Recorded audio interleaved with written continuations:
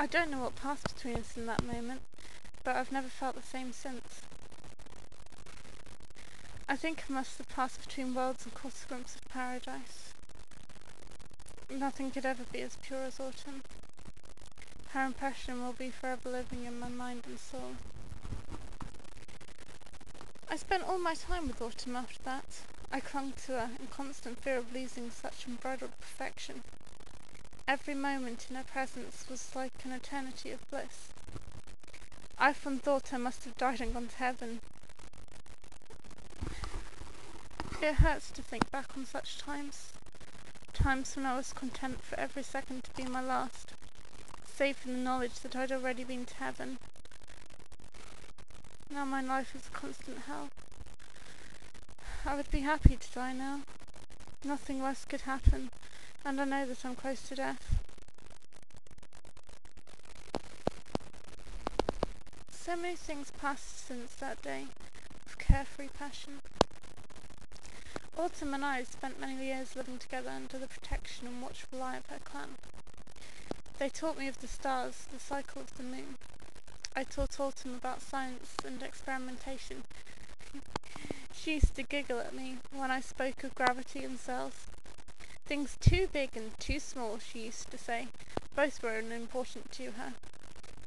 They didn't put food in our bellies or cure our wounds or ailments. They weren't important. Every night we used to climb under a thick woolen blanket together. I would put my arm over her, my body moulded to the shape of hers.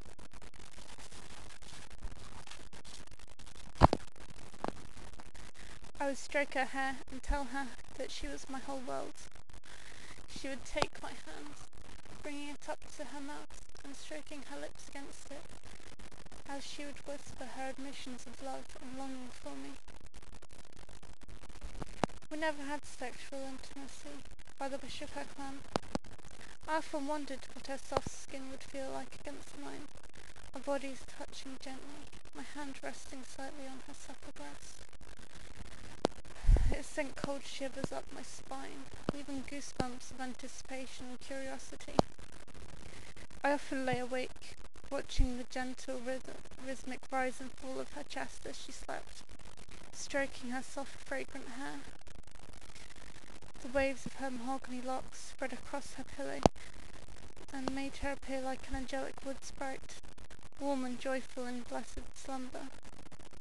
My own hair, in contrast, was pale blonde like the weak sunlight in early spring. Her eyes shone gold with the first waking. Mine were always a watery blue-green colour, like a mountain stream. We were like markers for the rule of the goddess, guardians of her rule.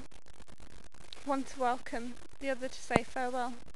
How ironic it seems now.